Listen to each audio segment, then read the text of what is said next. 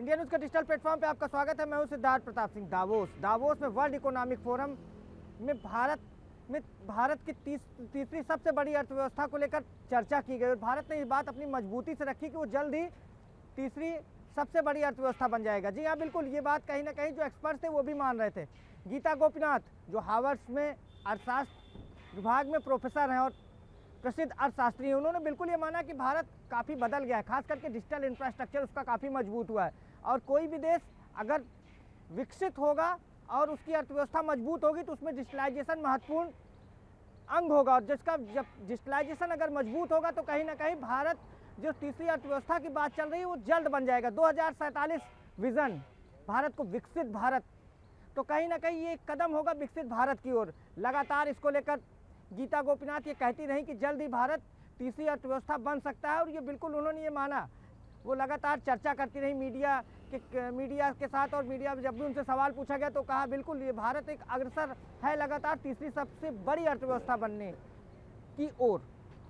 और देश मजबूती से कहीं ना कहीं अपनी बातें नहीं रख पा रहे थे और क्योंकि सबसे महत्वपूर्ण कारण है कि भारत अब काफ़ी मजबूत हो रहा है। खासकर अर्थव्यवस्था की बात कर लें, निवेशकों की बात कर लें, लगातार निवेशक भारत आ रहे हैं और सबसे बड़ा बाजार है और इलेक्ट्रॉनिक्स के क्षेत्र में तो भारत ने कहीं ना कहीं डंका बजा दिया है। विश्व में तीसरा सबसे बड़ा देश है जहां पर सबसे ज़्यादा निर्यात किया जाता है और बिजली के सामानों का, तो कहीं ना कहीं भारत लगातार एक बड़ा क्षेत्र बना हुआ है। चीन, जल्द ही हम चीन की बराबरी भी कर सकते हैं और आपको बता दें कि आने वाले समय में भारत तीसरी सबसे बड़ी अर्थव्यवस्था बनने की ओर अग्रसर है।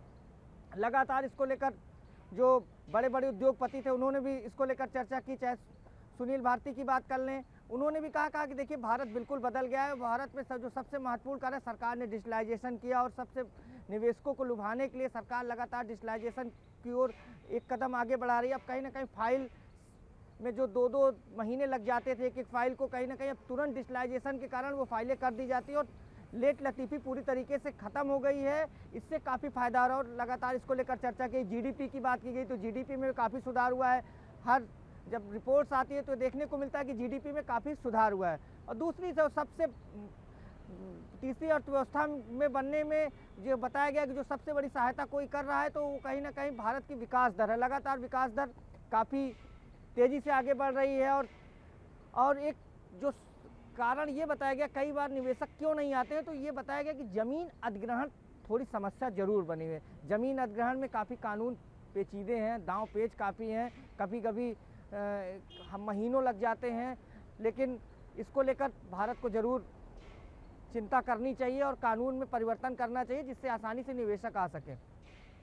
विकास दर बेहतरीन, सरकार का सहयोग को लेकर भी लगातार जो उद्योगपति वो धन्यवाद देते रहे। अश्विनी वैष्णव जो केंद्रीय मंत्री वो लगातार ये बताते रहे कि हमने काम किया, हमने लेट लतीफ़ी ख़त्म कर दी और हमने डिजिटलाइजेशन पर काम किया।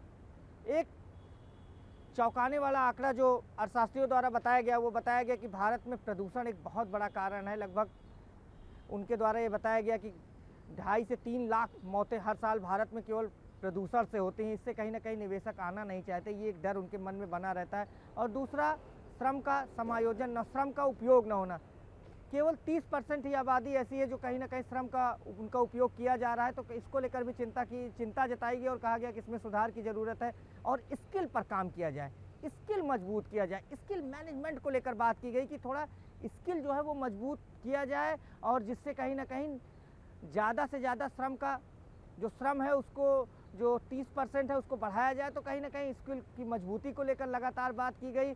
और अब विज़न विकसित भारत जो 2047 की बात की जाती है, भारत उसकी ओर लगातार अग्रसर है और भारत की विकास दर ये बता रही है कि भारत 2047 में विकसित हो जाएगा और भारत जल्द ही तीसरी सबसे बड़ी अर्थव्यवस्था बन जाएगा। और विश्व पटल पर जिस तरीके से भारत के अर्थशास्त्रियों ने और ख़ास करके जो निवेशक थे उन्होंने भारत को बताया कि भारत में किस तरीके से अपना डंका वो विश्व पटल पर बजा रहा है। और टैरिफ को लेकर कहा गया टैरिफ का बड़ा असर भारत पर नहीं हुआ।